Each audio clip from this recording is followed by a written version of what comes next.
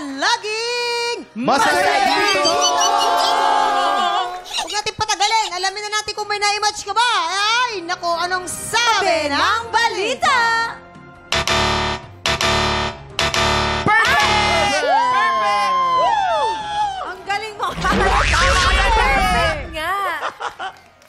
Diba? Perfectly wrong. Nakatatlo siya, tatlong mali. Yes. Pipihira yan. O, Ara, sama mo kami dito. Alamin natin Sabi ko kung na anong ba, totoong palit eh. kwento nila. Simulan natin kay Ate Lilibet. Lilibet. Ayan, dito ka Ate Lilibet. Samahan mo kami. Siya Kasi pala. siya po ay yung gumaling sa karamdaman dahil sa alagang pusa. That's so cute. So, ano pong karamdaman ang nararamdaman nyo nun? 2019 po.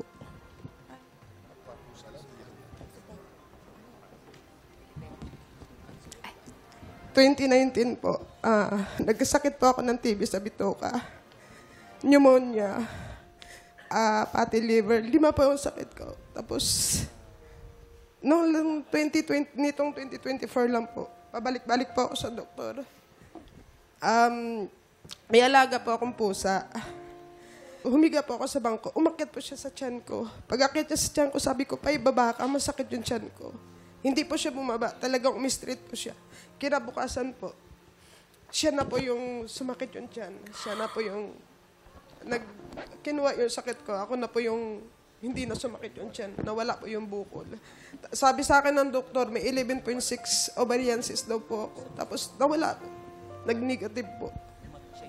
Yun po. Ay, yung pusa na alaga mo, ilang taon mo na siyang kasama sa bahay? Months pa lang po siya. Paano siya napunta Ano sa'yo? po, nagpaampon po yun. Nakita po nung kumpare ko sa tricycle. Tapos inuwi sa bahay. Tapos binalik uli sa tricycle kasi ayaw nga nila na pusa. May isang bata na kinuha yung pusa.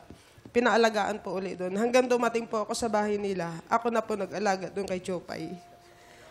Si Jopay. Kumusta si Jopay ngayon? Sa ngayon po, sobrang kulit. Ang taba, ang laki po niya. Kagabi nga po, may dala akong sa kanya. Hita. Inubos siya po yun. Tanungin natin. Kuya Kim, Kuya Kim, paano mo Alam mo, may ma-explain paniniwala kasi talaga na pagka namatayan ka ng hayop, sinisave ka ng hayop. Nung na-stroke ako, no, kinabukasan lumutang yung mga alaga kong koi. Marami, siguro mga 15. Oo. Pero, hindi ako naniniwala dyan, pero madalas mangyari.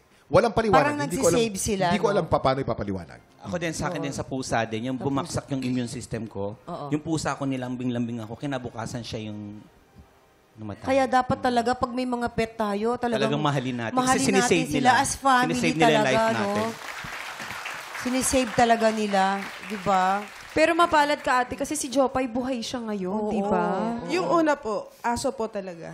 Si Shami. Unang sakit ko, kinuha niya. Namatay po siya.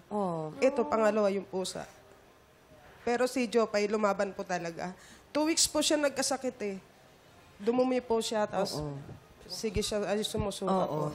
Kumusta ka naman ngayon? Ang Ngayon pakiramdam po, mo? okay ka na po. Hindi na po ako bumalik sa doktor kasi nawala na po yung bukol. Yes. Maraming ganyan, maraming. Okay. Oo naman. Thank Pero you kasi po. dyan natin makikita na si God talaga, He moves in mysterious Yes, ways. si God. Kaya naman dahil hindi ka nahulaan ni Ara, meron ka naman additional cash prize from TikTok Lock. Congratulations, Ate Lilibet!